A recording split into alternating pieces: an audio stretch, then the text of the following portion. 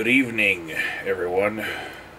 We begin this ramble with dew already in progress. And if I have my way, this will be the last ramble you will hear for a month. No long videos from me for that much time, which is going to be weird for some of you. You'll be like, jonesing, like, what are you going to listen to when you're playing your World of Warcraft and you've got videos in the background and all I've given you is like, a radio-friendly edit of 3 minutes 30 seconds or less.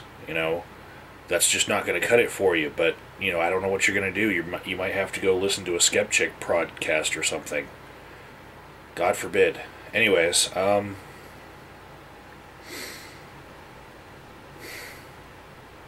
I guess a little bit of an update for me. I'm not very happy about a medical test that I had done. You can see on my arm right here. Well, you can't unless I turn around, because there it is. That right there is what it looks like when you get tested for tuberculosis and you come up positive. And there are many reasons why you could come up positive. It's actually only like 5 to 10% of people who get a positive reaction from the test that actually end up choking up blood like Val Kilmer in the movie Tombstone. But it didn't make me happy because it's kind of disfiguring in the way that it leaves this patch of irritated skin. It's been a couple days now, and I got a chest x-ray. I put it out on my Facebook so people could see, and the only person who actually had a I'd say appropriate response was Nick Bravo, who I found to be a very nice person.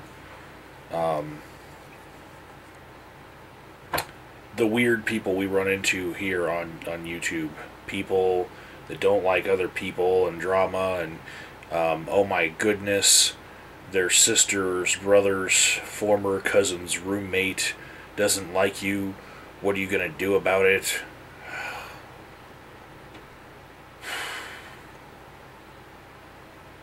And also, lately, I watched with my girlfriend the 8 episodes of the first season of True Detective, which features a lead actor who's playing a character who is an atheist.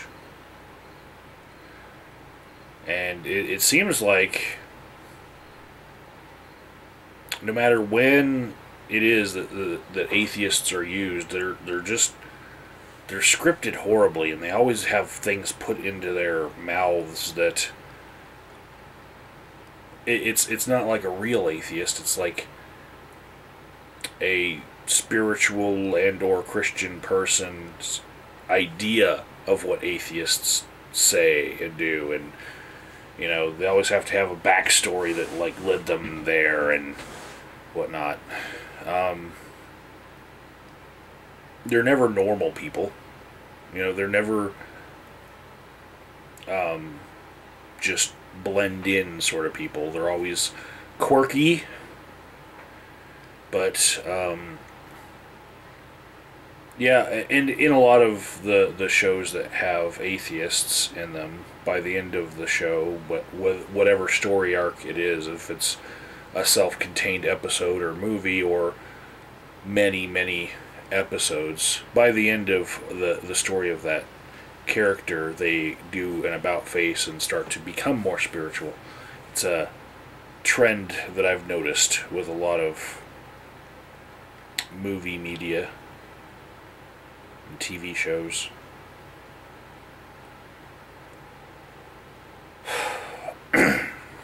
anyways, I would recommend watching that show, even though it not only kind of portrays atheists in a weird way, it also feeds into the whole satanic panic stigma. So, yeah. Just suspend your disbelief and you might enjoy it. I know that Jacob, Roman Missile Exegy is his channel. Jacob is about to start watching it, and I don't want to give him any bad review. It was enjoyable, but it's just weird. I wish that it wasn't such a thing that someone is an atheist, that it wouldn't have to be said within a show in so many words, like, no, I'm an atheist. Like, do I ever say that to people in my normal day-to-day happenings with my coworkers, especially? No.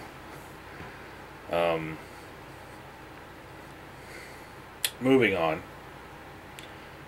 What's weird about this ramble, what I've actually wanted to talk about, is the direction of this channel for the next month. But I hate when people talk about their channels as if like they're about to have a brand new start. The last person who did this was Shanny is Me / the Amazing Ex-Atheist.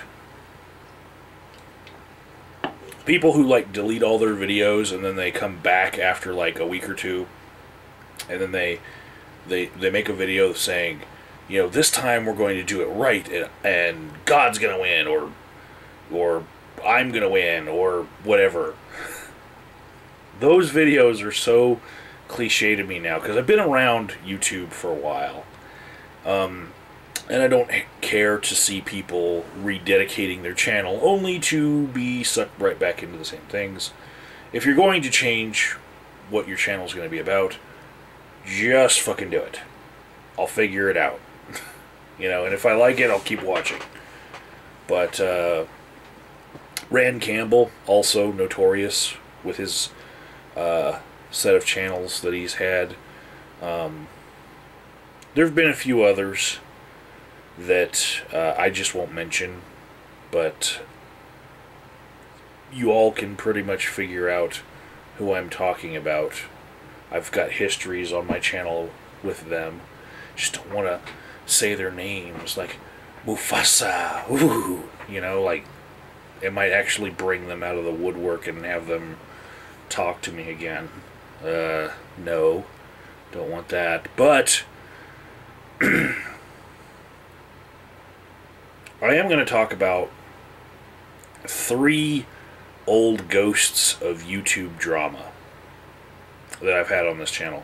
And they're not the ones that you would figure I would talk about if I was going to talk about drama on my channel. You probably are expecting me to talk about Inventor Gorilla and the way that he stares at my ass. It's creepy, but no, that's not what I'm going to talk about. Although I know that he was very, very close to a recent arson, and I accused him of it, and he said that he was not in the area, and he did not provide me any evidence that he was not anywhere around it, and I don't know, it seemed a little fishy. Anyways, like serious arson, like, yeah.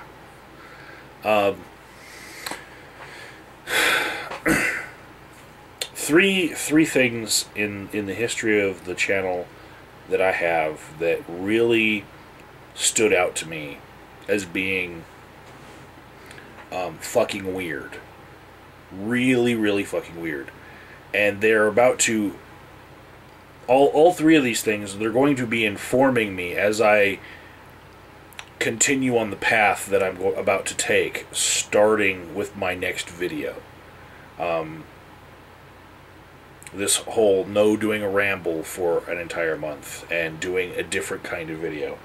I will be informed by these three things that happened, and the first one that I will talk about is The Awesome Believer. It's a channel out there. I will give you guys a link to his channel so you can check out what it's like now. But we had a bit of a back and forth, and you can find that in a search on my YouTube channel. And around that time, he made a response to one of my responses to him in that back and forth. And he accused me of maybe being responsible for a bunch of thugs getting off of a city bus in Denmark and attacking him. Muslim thugs, no less. Like I was somehow able to garner their support, the atheist that I am, and send them to actually beat him up in Denmark. And I'm not making this shit up. I know it sounds strange, but just try to follow along here. Around that time, I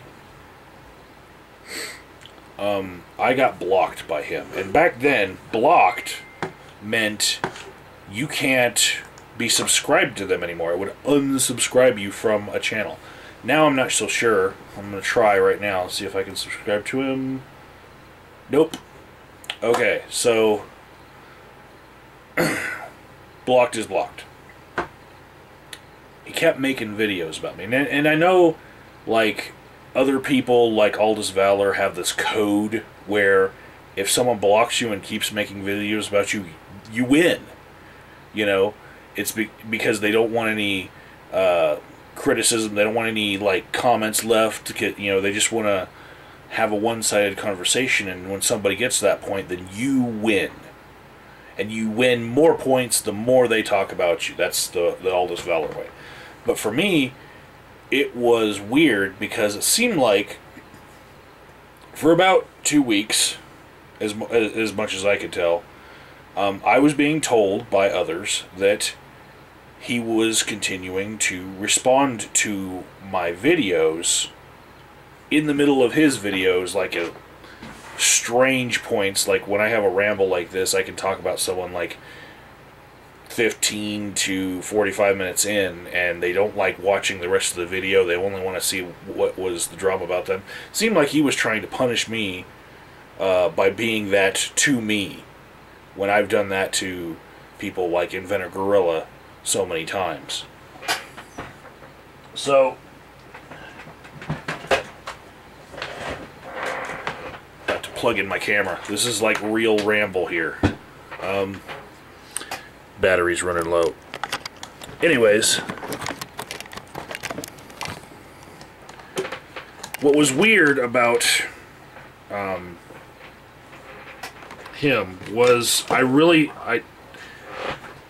you deal with people on the internet, and I really felt like this particular one was not something where he was acting or didn't mean what he was saying. You know, I honestly felt like he meant all of that.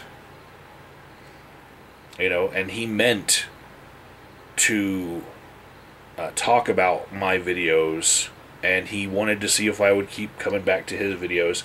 And after about 2 weeks, I quit. You know, didn't care because I was blocked, and he's got 87 subscribers now. He's getting about 10 to 35 views per video I'm seeing. It's not gonna really be much off my back if he is calling me a dick or something. You know, people are entitled to their opinions.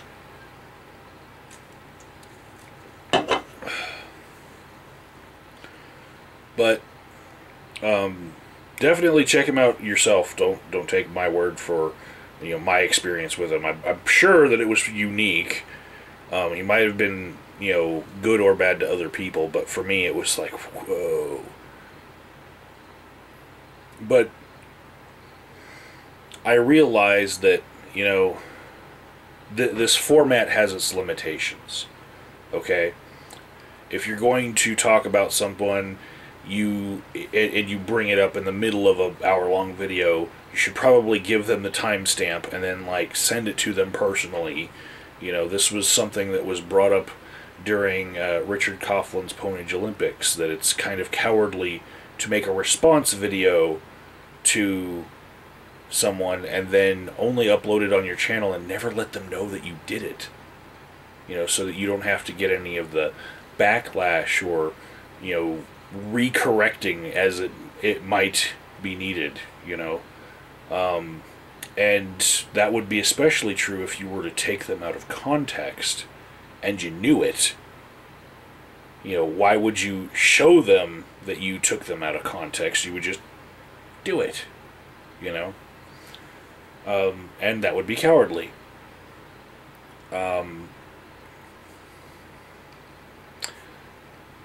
Being that when you make a response to someone, they're less likely to know about it because of all the other channels on YouTube, and you should just post it as a response. Like, now all you do is take the YouTube URL, the long version, and stick it in a comment on their video, if you're allowed to comment on their videos. You do that, and then it'll just pre-populate with the name of your video, and you can just hit enter, and you can just go about your ways. It's that easy to not be a coward. But some people, they still like to make videos as if they're talking behind someone's back, and some of them do so hypocritically as well. They'll say, well, hey, why did you not tell me that you made this video about me? And maybe they're in a comment section somewhere else, talking bad about someone, and then you run across that comment, hey, why were you saying these things about me? And then, if you try to be open about it and then you don't send it directly to them, they'll say, hey, why did you say that out in the open? It's like, well, you said shit about me out in the open. Drama. My experience with The Awesome Believer will be informing some of my interactions in the next month, because I don't plan to be like I was with him. I plan to be more like the channels that don't have back and forths so much. The channels that are a lot more popular and successful than mine, because they don't string things out forever. They make the one video, like, oh, look, I want to talk about this subject once. And don't try to turn this medium into something that it's obviously limited in properly doing. Second ghost of YouTube drama past that I'm going to talk about is Rogie Riverstone. A while back, she made a video about me. It was instigated because myself and Schizophrenic Queen visited her, at which point she baked us some cookies, and then we went about our road trip, and we were in San Francisco, and I was filming, and I offered James Pope a cookie, and he smacked the bag out of my hand. And then I turned the camera off instinctively, but because of that, I didn't catch the rest of what happened, which was that the bag of cookies just landed on my pant leg, and none of the cookies came out, and in truth, the cookies actually followed with me all the way through Southern California, and they actually ended up, the last 3 of them I did not eat because I forgot them at Sea Beach's house. Train's coming. I'm going to close the window.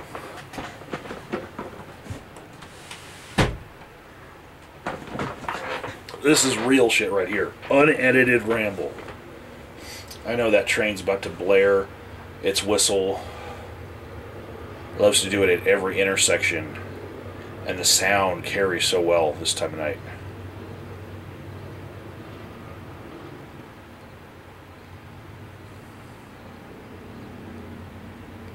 Anyways, so the cookies weren't ruined, right? And the reason why the cookies were such a big deal was because Rogie had made them herself, and they were part of her online YouTube identity, creationist cookies, whatnot. There's the whistle.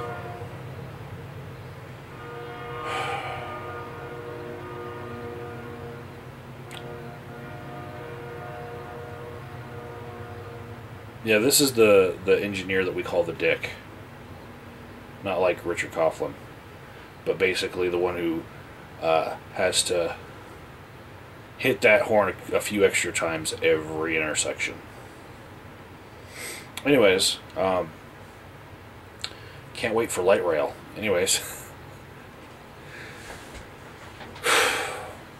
Rogie got pissed because she gave us that gift, and she is not a woman of many means.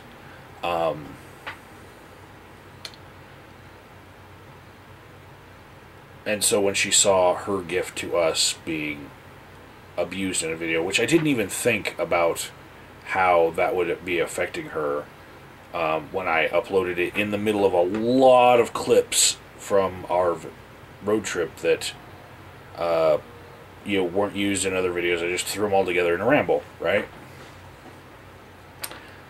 It did not strike me at the time that that would be something that would piss her off really bad, because I was still eating those cookies on long drives on the highway on the night. Some of them were made with coffee grounds and kept me up, helped me to drive for huge stretches, and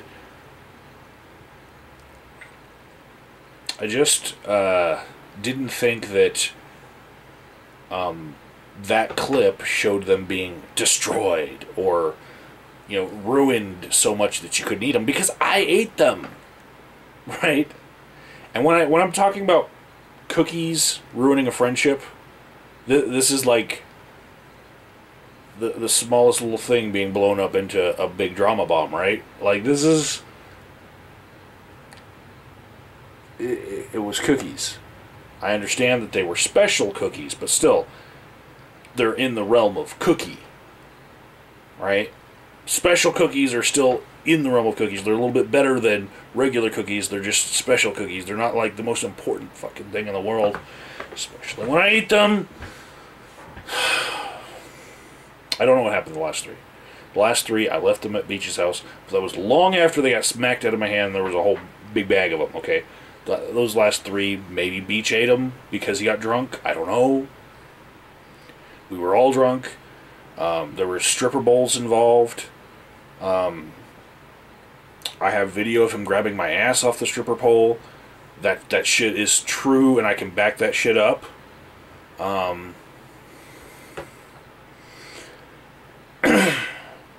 But I get home after this long road trip. I post that video in a lot of clips that I just didn't use for anything else, just so that people could see some of the weird shit that happened on our road trip. And then, unintentionally, I angered Rogie Riverstone. And I understand her feelings on it and her position, as far as being angry about her gift being desecrated by being smacked out of my hand. And I get that part. What I don't get was the video that she made about me, which is, as far as I know, still on her channel. But basically, it was everything in her life that had ever happened that was bad. And on top of it, we're going to add, I didn't respect her gift as much as she felt that I should have. But there, like, the litany of things that were bad that happened in her life, and then that. And my overall feeling when watching that video was, I am not responsible for everything else that happens in your life that is bad because I didn't defend the bag of cookies in my hand well enough. You know? Does not make me an evil person. Does not make me out to get you. And it was just such a swift turn of friendship to revilement that I endured there. Like, I was like, holy shit, how did I become Satan incarnate? You know? Over cookies. Fucking this is like, there was Crackergate, and then there was Cookiegate, you know, and how anyone could think that I was taking their entire lives and throwing it back in their face over a cookie. It was just amazing to me. Like, there was a lot invested in that cookie. Again, just like the Awesome Believer, I'm not going to tell you that you're going to have a bad experience if you are a friend of Rogies. Everyone needs friends. Everyone has weird reasons for not being friends with such and such and so and so. You know, this is a really weird YouTube clique that we're all in, and everyone has one of your friends that they don't like, and they will tell you why. So if you want to go be your friend, fine. Give it a try. The reaction that I got from just that little bit of, I guess, unintentional hurtfulness on my part, that reaction is something that I'm going to remember going into this next month of what I'm going to do with my channel. Because it only takes a little bit to really, really set someone off. And sometimes you don't know what it's going to be. You know, you're not expecting what you get. You have to be ready, you know, with every response video that you do, you could be opening a can of worms of untold anger, you know, like. And the last ghost of YouTube drama that I'm going to talk about, couple of guys here, they know all of the details behind this, but I'm just going to briefly touch on it. The last person would be Bionic Dance, and a certain back and forth that we had where I said that her use of a clip from Richard Dawkins was not appropriate because it would imply that everything else she said in her video would be endorsed by Richard Dawkins. And then I went on to show how what she was saying was not, in fact, endorsed by Richard Dawkins, and that would be about there being Christian babies or atheist babies. You know, babies are atheists, right? And then I pointed out in his book, in this back and forth, exactly where he said that there are no Christian babies. There are babies of atheist, or babies of Christian parents. You know, just like there's, you know, babies of atheist parents, but he specifically was against labeling babies. I pointed out the chapter alone, didn't give the exact page number, didn't cite it, but I did point out just the chapter alone. But see, there's many different versions of the God Delusion, you know, paperback and such, so you're going to find it on a different page anyway, if you don't have the same edition, the same version. But what I was talking about was the first 3 paragraphs of the chapter that I cited. If you were to begin reading the first page of that chapter, you would get right to what I was talking about. Bionic Dance does a response video, and of course, as some responses here on YouTube go, she took my whole video and chopped up parts, and it made a longer expounding for herself, and so it got into like the 30-minute level there, right? But the part where she was responding to me saying what chapter it was in, she flips back and forth with the pages like, I don't see it in here. And this really sat with me in a sour way, because on my videos, I would get, 100 thumbs up, and on her videos, she would get more than me thumbs up. The ratios for both of us were like we were both preaching to the choir.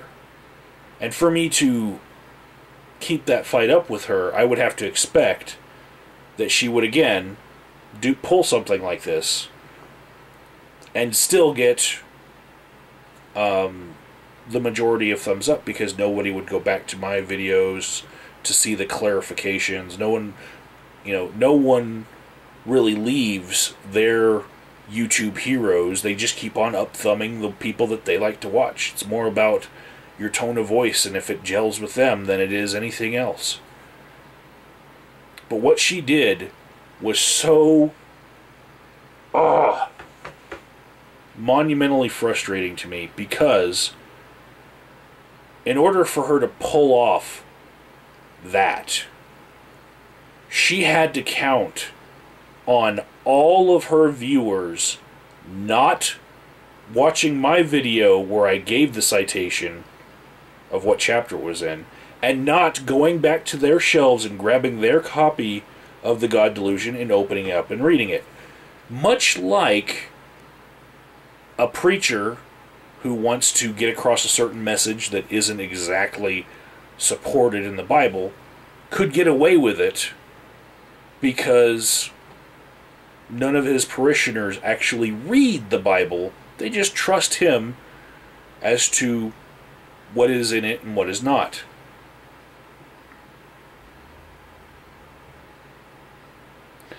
And that feeling that I got, that here I am dealing with a channel that's 10 times the size of my channel, and I'm going to lose in a court of popularity this argument that I'm having, because it doesn't matter what the facts are. It doesn't matter what's actually printed in that book. She can just present it and say, oh, it's not there. And people will believe who they're already subscribed to.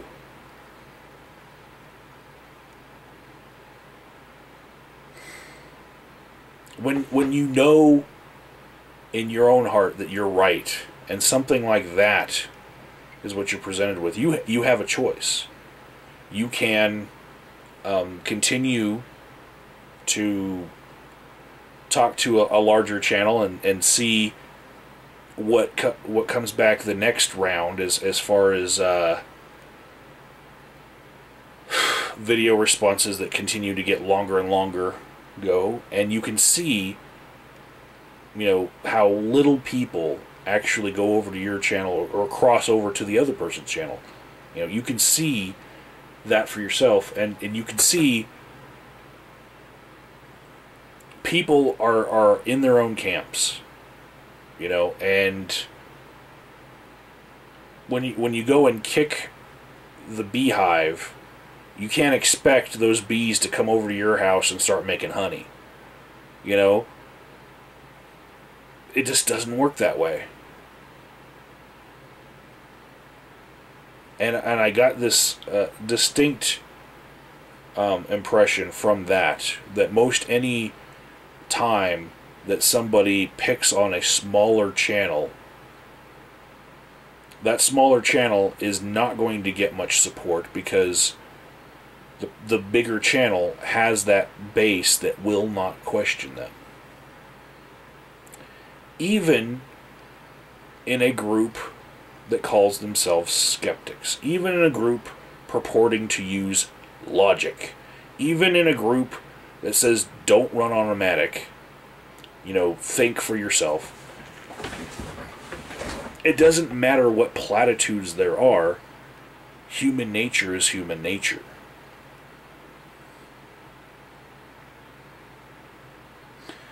And it was a year ago that I laid out in a Skype call everything that was wrong with that video, but I just did not really feel like giving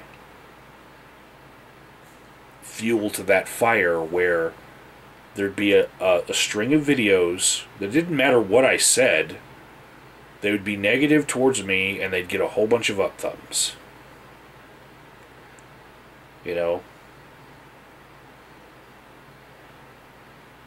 I had to find a different way to really to win that fight, and I haven't found it yet. I just kept doing my own thing, you know? And I wonder how many times a barrage of ponage videos has made people feel like it doesn't matter if they're right or not. There's a popularity contest going on, you know? And I'm not one to care about a giant popularity contest and losing it. I know in some circles I'm popular, in some circles that I'm not, you know? And it doesn't bug me as much, but I know that even my own videos responding to other people might have made them feel, you know what? What's the point? You know, you're only going to win this argument in the realm of a popularity contest, and we're both going to meet with our views and part with the same views we had before we met.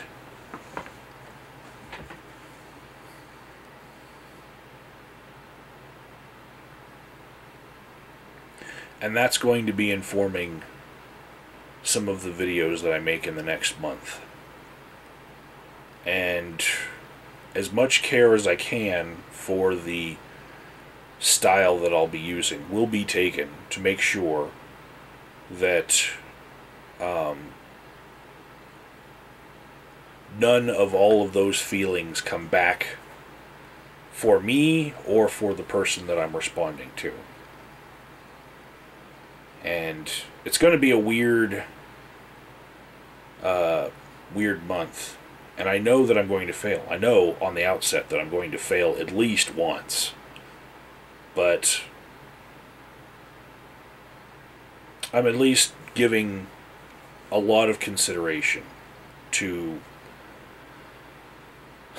not creating some of those things that make YouTube less fun for some people.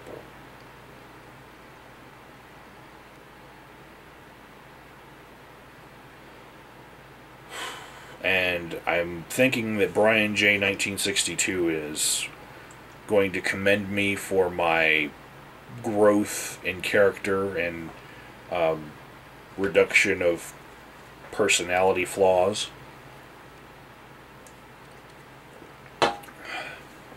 And he can suck another Mountain Dew. And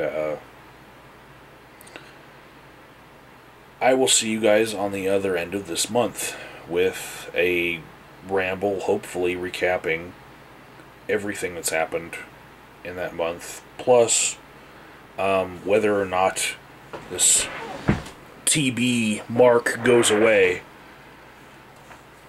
You know, I don't have the determination to do a time lapse on this thing, but it's ugly. Later.